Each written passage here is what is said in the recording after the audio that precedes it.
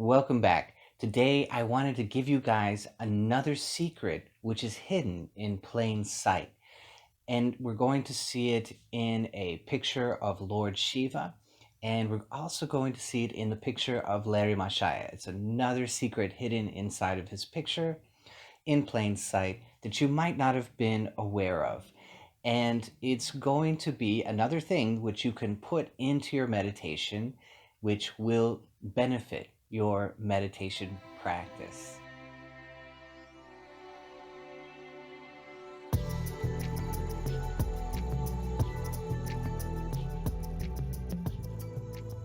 So, in order to understand this, we have to understand some basic yogic theory, which is the Ida, the Pingala, and the Sushumna. And those are the three channels that the yogis say are within the spine. They say they're within the astral spine. And so this has been an introspection that yogis have found for thousands of years. And that theory over time has developed into the information which is shared nowadays and the many pictures that you can see on the subject. So it's an energetic pathway that goes up and down the spine and communicates energy through the body. And the left side is said to be the house of Ida, and the right side is said to be the house of Pingala, and the center line is the Shushumna, which is the balance point.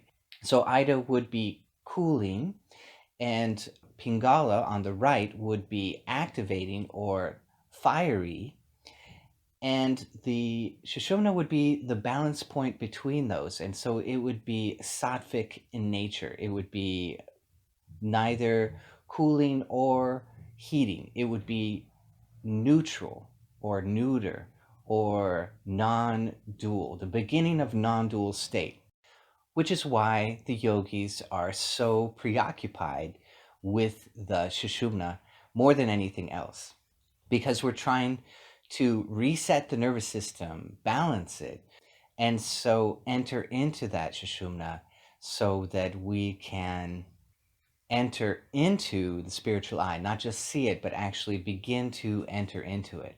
So this is why the preoccupation with these three channels, the cooling channel, the heating channel, and the balance point, the neutral point of the Sushumna. So you can see in some of these pictures, you can see that these are represented as crossing back and forth. Now that's really, really interesting, especially in the way that I speak about the chakras as a projection of the limbic brain.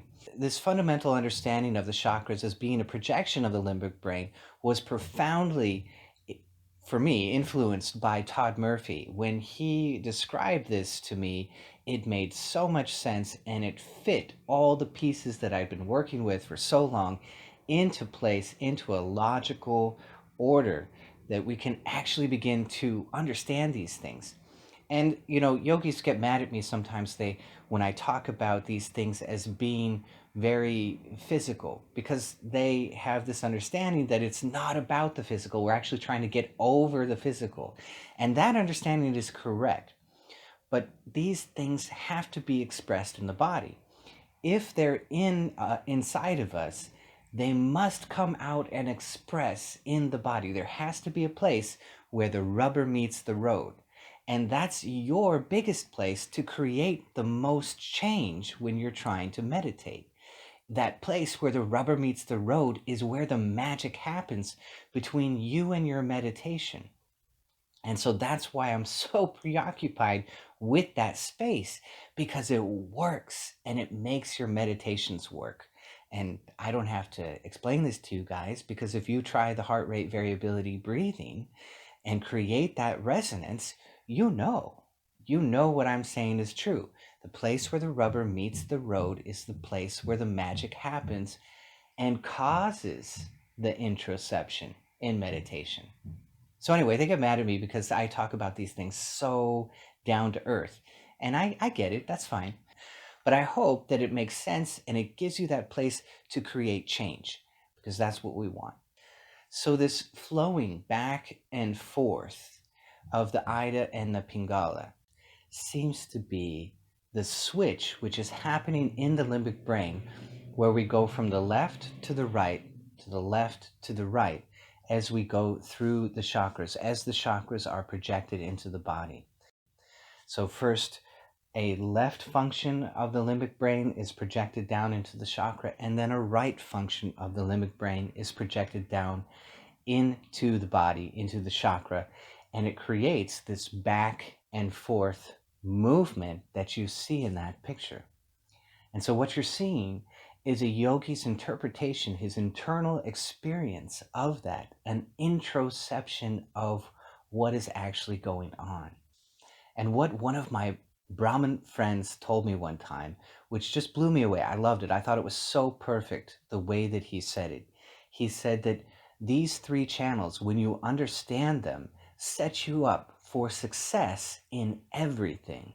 Because the left channel, the Ida, is very, very conducive for creative projects, for creativity, and for creating something out of nothing. The right side, the fiery side, the Pingala, is very good for logic, for lists, for getting things done, and for being aggressive. For example, in working or getting work done, or being expressive of the chores of life, right? And that balance point, the Sushumna in the center, the one which is neutral, is of course very good for the yogi and for deep meditation. And so we can see in processes like heart rate variability, it's not that we only want the parasympathetic. The breath comes in, the heart rate goes up, and we're for a short period of time in the sympathetic, the heart rate goes down as we breathe out, and so we're in the parasympathetic. And we want to accentuate that because we've been out of balance. So we're developing and we are accentuating what has been missing, which has been that parasympathetic downslide with the out breath. So that would be an expression of Pingala, wouldn't it? And so we want to accentuate that side of the equation, the parasympathetic side. So as you look at these two systems, you can see that they're mirrored a little bit in the parasympathetic system and the sympathetic system, where we're being creative and where we're being aggressive, or we're in predator mode and we're getting things done and crossing it off our list and getting it out of the way, right? The work of the world takes place and is best done with Pingala, whereas the work of creating something out of nothing is best done with Ida, the left side. And the work of the yogi is to bring these two into perfect balance so that he can find that center point and so enter into a very, very deep state, enter into even the spiritual eye. So another way that we could view this left side creative, cool, and right side hot and aggressive is in the expression of the right brain, which is crossing into the body on the left side and being creative, right? That's the storehouse of all meaning. And so it's the place to be perfectly creative of something from nothing. And that predator brain of the left brain is expressing itself on the right side, fiery and aggressive, predator mode. I gotta eat that one little seed, like the bird, right? He cocks his eye to look down at that one seed and he pecks at that one seed. It's very aggressive. And that's how we have to be in life in order to survive and eat the seed. So you can see very clearly, very easily, the left and right brain expressing itself in what these yogis are introspecting so beautifully. The cool Ida and the aggressive Pingala. So the secret that I promised you, if you take a look at dancing Shiva, you will see that his left leg is held uppermost. And he's doing that. He's showing you that he is accentuating the parasympathetic system. He is accentuating the Ida, the cool Ida, so that he can bring everything back into balance and more easily enter into the neutral, balanced channel of the Sushumna. And when you look at a picture of Larry Mashaya, you can see that he is meditating with his left leg uppermost. And it's for the very same reason. He's accentuating the parasympathetic, the dorsal vagal nerve in the practice of Kriya Yoga.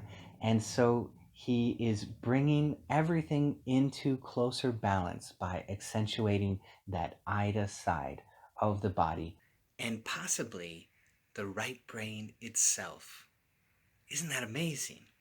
So that's the secret, hidden in plain sight. And so you can try this out when you're meditating. If you cross your legs, try crossing the left leg uppermost and see if it cools down your meditation a little bit more, a little bit faster, and brings you into balance faster. Let me know how it goes for you. The left is cold and the right is fire.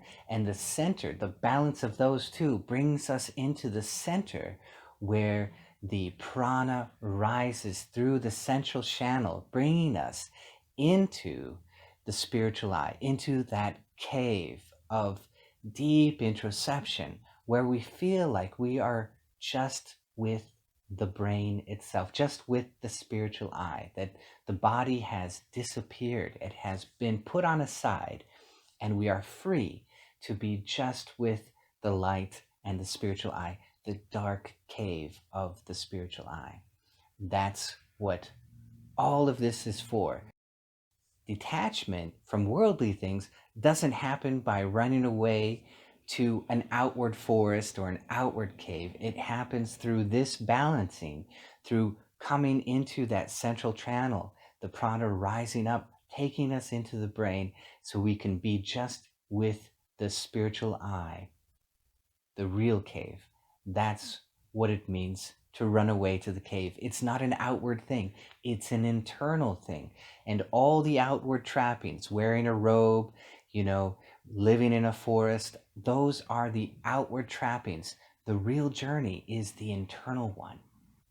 And that cave is inside your own skull. It's in the head. It is the internal experience of your brain. So I hope you loved this. If you did, hit that bell down below so I can see you next time.